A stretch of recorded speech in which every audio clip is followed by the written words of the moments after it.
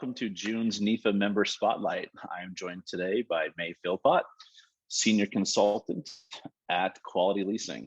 Thanks for joining me, Mae. Thanks for having me, Jesse. No, I appreciate your time, especially on a Friday, and looking forward to talking all things NEFA with you. So thanks again. Sure. Those people who might not be familiar with you, Mae, do you mind just kind of introducing yourself? Sure.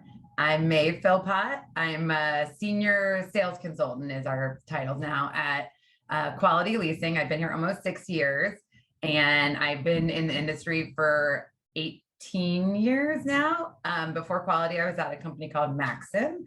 And then before that at Dakota. I was at Maxim for about 4 years and Dakota for 8 years. So yeah, that adds up. And perfect. So Quality Leasing, do you mind just kind of introducing the organization? No, I'm a big fan. So please let me. So Quality is a mid-tier equipment lender. We have our own money. We're owned by a company called the Tom Wood Group out of Indianapolis. And then we also have bank lines. But it's been really cool because when there's bank crunches, we have the ability to lean on our private fund. So it's been awesome. We fund every asset that has a VIN or a serial number unless it floats or flies. And there's that third thing. And then we have our rates are, like I said, we're a mid-tier lender. So our rates are in the teens effectively. Mostly we write EFAs anyway. So I can tell you that actually has a rate. And we service the whole country except for Hawaii and Rhode Island. And I think it's because one is an island and one has island in the name. And I don't know. That's fantastic. I don't know if I've ever heard that. Typically it's like Hawaii and like Louisiana, like you'll see something, stuff like that, but that's crazy. Yeah, so Hawaii and Rhode Island for whatever reason. And we have a sales team. We have an 8-person sales team. I'm part of it and very proud to be. It's a super team these days. We have super sales manager, Braden Marshall, who's like really done this bang up job with All Ships Rise Together, kind of bringing us all up. And then our big boss is Paul Fogel, who's awesome, very active in NEFA, loves NEFA. And he's the big macher. And I don't know, we service kind of one-off transactions. We're a true story source, and like cutting my teeth at Dakota, everyone would be like, oh, it's a story source. And I was like, Dakota doesn't want a story. Dakota wants assets. It's like you have asset value, you got a deal. Quality actually looks at the big picture. Even our app only program looks at the big picture, which is pretty cool. And we have a new app only program, which is really cool. We're calling it Easy Q because it's quick and easy. And it is basically, we look at, a CBR score, PayNet, and Risk View, which are all aggregate scoring models effectively. So again, it's still a big picture view, but it really only takes an app and a spec sheet and pricing to get an offer. So I'm pretty psyched about it. And that's up to 150. Up to 150? Yeah. Perfect. Yeah. So, we talked a little bit about NEFA and what it means to Paul, but overall from a NEFA perspective, what is the association? I mean, if you've been around almost as long as I've been, well, a couple of years longer. So it was probably EAEL was the first thing you probably went to. It was EAEL because I was in. That's right. Dakota was. I was in California. So my first day on the job was actually a UAEL conference in Tahoe. I was representing Dakota. I got on the plane. Michael hands me Leasing for Dummies. He's highlighted parts of the book, and I don't know that I actually read any of it on the flight, but get to Tahoe. Actually, you had to drive from the airport. It was quite a drive, but awesome. It was the year after, what was his name at Youth Forget Team? Chris.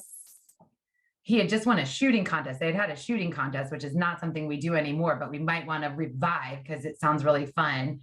And he was touting his sharpshootingness, whatever.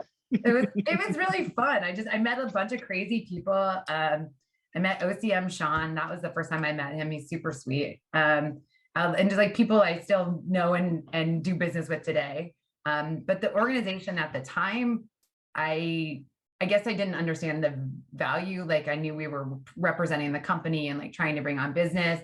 I didn't realize that it was going to be like the lifelong people that are my best friends and that are like my inspiration and my queen, and the people that like experience my ups and downs of life with me for, yeah. No, that's crazy. I mean, that's kind of the one thing, it's a recurring theme here when you talk to people. It's like, let's talk NEFA. And it's like, well, it's business, but it's like friendships and like friends are like family. Yes, I'm like, they are though. My best friend is definitely, she's a past president of NEFA. And she's very involved currently. She continues to be. But she's very involved in my personal life also. Like, I don't know, when in this job, we're salespeople. We're salespeople who sell to salespeople. And so all of us, like, we all know you eat what you kill. So we all devote a lot of time to it. And it becomes our, like, our lives. It's not periphery. Like, work isn't periphery. It is what we do and are. So, and I don't know, that's one of the reasons I really like NEFA is, and I like to, when I can, step up and be part of it. And because this is it, like, these are the people that really understand what we're doing and are, excuse my language, but they're in the shit with us all day, every day. So, yeah. Well, that, and they can be your competitors too on some deals, and you guys can still sit there and have, I forgot what the word was, friend petition. Is that what it was? I remember it was Doug's fireside chat, because I watched it. It was really he mentioned it, and I was like, yeah, it's a good word for it. Of course, I can't remember. Yeah, I don't know, and I'm not afraid of a competitor. I feel like you and I have talked that my clients are my friends. I always say, if they don't want to work with me, that's fine. Like, I expect that, like, the people that work with me, it's because we all like working together and we know we can make magic. But it is friendly competition, I guess. On the lender side, there's only so many people that we can do business with, but there's also enough business to go around. Like, there's never not been. And I've been through a couple of cycles now. Guess that, like, makes me really old, but it is what it is. The fact is that through all the cycles, you have, like, there's still been business. Like, there just has been, and it may look different. It may require some additional underwriting or higher cost or lower cost or whatever it is. Like, we work around it, but we I don't know, I haven't starved in 20 years for sure. So, yeah. Well, you said something interesting earlier where it's like you want to get involved with NEFA and everything. And, that's another theme that we hear. It's like you get in, you get out what you put in to this association.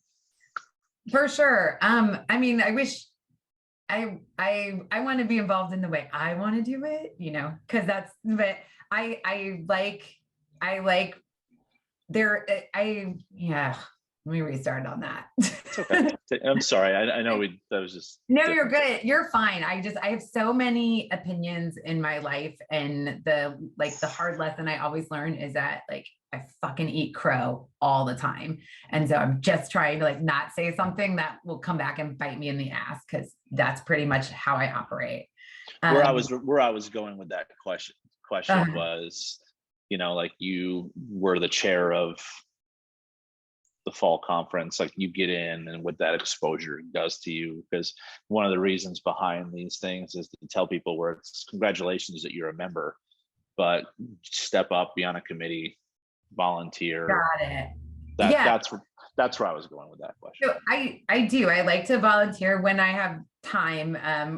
My kids are 10 and 13 right now, so they're, like, high activity level, and, like, there's a lot of mom involvement still.